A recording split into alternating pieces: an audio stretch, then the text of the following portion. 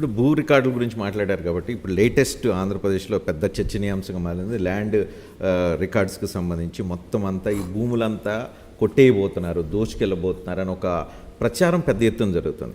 As a CM మీరు ఏం చెప్పగలుగుతారు? ప్రజలకు ఏం ఇన్సూరెన్స్ ఇవ్వగలుగుతారు ఈ పర్టికులర్ ఇష్యూ మీద? బేసిక్లీ ప్రజల మనోభావాలతో ఈ మాదిరిగా అబద్ధాలు చెబుతూ రాజకీయ స్వార్థంతో ఇలా చేయడం అన్నిటికన్నా దారుణమైన పని. In fact so much so that we will be suing them. ఎందుకంటే ఇది చాలా తప్పు. అసలు ల్యాండ్ టైటిలింగ్ యాక్ట్ అంటే ఏమిటి? పేరులోనే ఉంది టైటిలింగ్ యాక్ట్ అంటే మీ భూముల మీద మీకు హక్కులు ఇచ్చే కార్యక్రమం, మీ భూముల మీద మీకు సర్వ హక్కులు కల్పించే కార్యక్రమమే ల్యాండ్ టైటిలింగ్ యాక్ట్. ఈ ల్యాండ్ టైటిలింగ్ యాక్ట్ అనేది ఎప్పుడు వస్తుంది? It's a journey, it's a process. First అది చేయాలి అని అంటే, ఆ యాక్ట్ రావాలి అని అంటే, ఎన్ఫోర్స్ కావాలి అని అంటే ఫస్ట్ ఏం జరగాలి? ఫస్ట్ మీ రికార్డ్స్ అన్నీ కూడా రాష్ట్ర వ్యాప్తంగా ఉన్న 17,000 రెవెన్యూ విలేజెస్లో రికార్డ్స్ అన్నీ కూడా అప్డేట్ కావాలి. ప్రతి రెవెన్యూ విలేజ్లో సర్వే పూర్తి కావాలి. వాళ్ళ భూ యజమానులకు సంబంధించిన సర్వే పూర్తి కావాలి. సర్వే రాళ్ళు పాతాలి, సర్వే పూర్తి చేయాలి, సబ్ డివిజన్స్ అప్డేట్ కావాలి, అప్డేట్ కావాలి, మ్యూటేషన్స్ అప్డేట్ కావాలి. ఆ తర్వాత ఆ డాక్యుమెంట్స్ ఆ రైతులకు చేతిలో పెట్టాలి.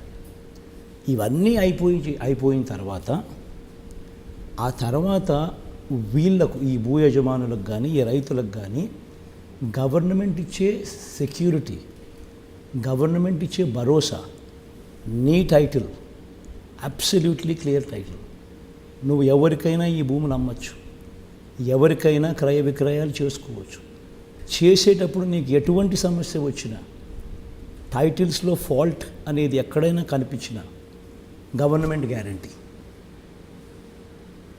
ఇన్ఫ్యాక్ట్ టైటిల్ ఇన్సూరెన్స్ కూడా ఉంది. ఈ ల్యాండ్ టైటిలింగ్ యాక్ట్లో there's a title insurance act కూడా. This is a biggest reform. ఇది ఒక పెద్ద రిఫార్మ్, సంస్కరణ. ఎందుకనంటే ఈరోజు సమస్య ఏంది? ఈరోజు మీరు భూములు కొంటారు, మీ రికార్డ్స్ కరెక్ట్గా మీరు కొన్న భూములు పత్రాలు కరెక్టా కాదో మీకు కరెక్ట్ అవునా కాదో తెలియదు. రేపు పొద్దున మీరు కొనిన తర్వాత ఇంకొకడెవడో నాది ఈ ల్యాండ్ అని చెప్పి ఇంకొకడెవడో వస్తాడు. ఆ ప్రాబ్లం సాల్వ్ చేసుకునే దానికి నువ్వు రెవెన్యూ అధికారుల చుట్టూ తిరుగుతారు, కోర్టుల చుట్టూ తిరుగుతారు. ఇటువంటి ప్రాబ్లమ్స్ కన్నిటికీ ఫుల్ స్టాప్ పెట్టే కార్యక్రమం ఈ ల్యాండ్ టైటిలింగ్ యాక్ట్. ఇక్కడే చాలామందికి డౌట్లు వస్తున్నాయి. సర్వే అంటూ చేస్తే ఆ భూమి నాది కాకుండా అయిపోతుందేమో, సర్వే చేస్తే ఇంకోళ్ళ పేరు మీద వస్తుందేమో, సర్వే అయిపోయిన తర్వాత మనకి టైటిల్ రికార్డ్ చేసి ఇచ్చేటప్పుడు ఓన్లీ జిరాక్స్ కాగితాలు ఇస్తారేమో, జిరాక్స్ కాగితాలు ఇస్తే నా ఒరిజినల్ డాక్యుమెంట్ ఎక్కడికి వెళ్ళిపోతుంది? ఇలాంటి అనుమానాలన్నీ వస్తున్నాయి. బీయింగ్ ఏ సీఎం, లేకపోతే ఈ రిఫార్మ్స్కి సంబంధించిన ఆలోచన చేసి తీసుకొస్తున్న ప్రభుత్వానికి సంబంధించిన ప్రతినిధిగా, అధినేతగా మీరు ప్రజలకు ఏమే ఇన్సూరెన్స్ ఇవ్వగలుగుతారు? ఒక లేమెన్ ఉంటాడు, ఆ లేమెన్కి ఏం భరోసా ఇవ్వగలుగుతారు? గుర్తుపెట్టుకోవాల్సింది ఏంటంటే రజని, 2 things. ల్యాండ్కి సంబంధించి సర్వే, ల్యాండ్కి సంబంధించి సరిహద్దురాలు వాళ్ళ సమక్షంలోనే పెట్టి వాళ్ళ భూములు డిమార్కేట్ చేసి డాక్యుమెంట్స్ వాళ్ళకే ఇస్తారు in physical form. This is separate act, this is separate story. Registration ప్రాసెస్లో కూడా గ్రామ సచివాలయంలోనే రిజిస్ట్రేషన్ చేసి గొప్ప వెసులుబాటును కూడా తీసుకొచ్చినాం. గ్రామ సచివాలయాలు కూడా సబ్ రిజిస్టర్ ఆఫీస్ కింద పనిచేసే గొప్ప మార్పు కూడా తీసుకొచ్చాం. ఈ రికార్డ్స్ అన్నీ అక్కడే ఉంటాయి. రిజిస్ట్రేషన్ చేసి కూడా కార్డ్ 2 అనే రిజిస్ట్రేషన్ ప్రాసెస్లో కూడా వి ఈజ్డ్ ఇట్ అవుట్. ఇది separate story. Land titling is separate story. Land titling అనేది మీకు భరోసా ఇస్తుంది. అది యాక్ట్. ఈ యాక్ట్ ద్వారా భూ యజమానులకు ఒక భరోసా ఉంటుంది. నా టైటిల్స్కు గవర్నమెంట్ గ్యారంటీ ఇస్తూ ఉంది కాబట్టి నేను టైటిల్ను ఎవరికైనా అమ్మినా, నేను ఎవరి దగ్గరైనా కొనుక్కున్నా, ఈ టైటిల్స్ ఆథెంటిక్ టైటిల్స్, ఈ టైటిల్స్లో ఫ్లా లేదు, నేను భూములు కొనుక్కుంటే నేను నష్టపోతే ఇన్సూరెన్స్ కూడా నాకు వస్తుంది. That is land titling act. అది సెపరేట్ స్టోరీ. అది ఎప్పుడు వస్తుంది? ఫస్ట్ ఇవన్నీ కంప్లీట్ కావాలి. 17,000 రెవెన్యూ గ్రామాల్లో పూర్తిగా ప్రతి రైతుకు కూడా ఈ సర్వే కార్యక్రమాలన్నీ కూడా ప్రతి భూ యజమానికి కూడా కంప్లీట్ చేసి ఆ డాక్యుమెంట్స్ మళ్ళీ వాళ్ళకి ఇవ్వాలి. ఇచ్చిన తర్వాత దాన్ని నోటిఫై చేస్తాం అదే గ్రామ సచివాలయంలోనే. So it's a process. అదంతా అయిపోయిన తర్వాత then comes land titling act. And as far as మీరు అన్నారు చూసిన రిజిస్ట్రేషన్ అనే దాని గురించి ఇంకొక టాపిక్ ఎత్తారు. రిజిస్ట్రేషన్కి సంబంధించి ఇంతకుముందు కార్డ్ 1 అని రిజిస్ట్రేషన్ ప్రాసెస్ ఉండేది. ఇప్పుడు దాన్ని కూడా సులభకరం చేస్తూ కార్డ్ 2 రిజిస్ట్రేషన్ ప్రాసెస్ వచ్చింది. త్రూ అవుట్ ది కంట్రీ జరుగుతుంది ఈ ప్రాసెస్ ఆఫ్ రిజిస్ట్రేషన్ ప్రాసెస్లో ఈ చేంజ్ అనేది ఇది మన రాష్ట్రానికి పరిమితమైంది కాదు. త్రూ అవుట్ ది కంట్రీ కూడా అన్ని రాష్ట్రాల్లో జరుగుతూ ఉన్న చేంజ్ ఇది. ఇంతకుముందు కార్డ్ 1 అనే ప్రాసెస్ ద్వారా జరిగేది. ఇప్పుడు కార్డ్ 2 అనే ప్రాసెస్ ద్వారా registration. I'll tell you what the difference is. There is a standard document. ఈ రకమైన స్టాండర్డ్ డాక్యుమెంట్స్ను అవైలబుల్గా ఉంటాయి. ఈ త్రూఅవుట్ ఇండియా జరుగుతుందా? Throughout India.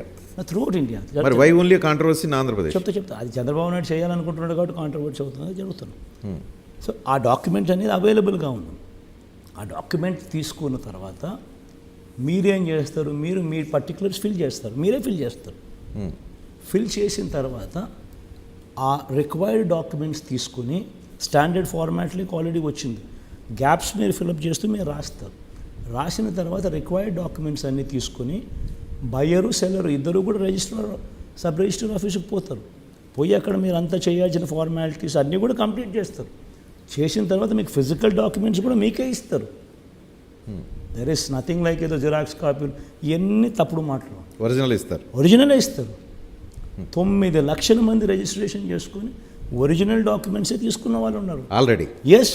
మరి కాంట్రవర్సీ ఫ్రెష్గా వస్తుంది. కాంట్రవర్సీ వీళ్ళు చేయాలని. ఎందుకనంటే చంద్రబాబు నాయుడు అనే వ్యక్తి ఏ స్థాయికి దిగజారిపోయాడనంటే అబద్ధాలను ప్రొపగేట్ చేయడం, ఏదో జరిగిపోతూ ఉంది అని ఏదో జరిగిపోతూ ఉందన్న ఒక కల్పన ఇవ్వడం, కేవలం రాజకీయాల కోసం ఇంత దిగజారిపోవడం అన్నది చాలా చాలా చాలా అన్యాయమైన విషయం, దారుణమైన విషయం. అంటే ఒక పేదవాడు ఆంధ్రప్రదేశ్లోని so much so that ECI EC has registered directly CID cases enquiry చేయమని చెప్పి సిఐడి కేసు ఇచ్చింది చంద్రబాబు నాయుడు మీద, ఈ ప్రొపగాండా మీద, ఇటువంటి ఫాల్స్ ప్రొపగాండా మీద. వాళ్ళు కూడా అంటే ఏ స్థాయిలో వీళ్ళు అబద్ధాలు చెప్తా ఉన్నారనే దానికి ఇంతకన్నా నిదర్శనం ఏమి?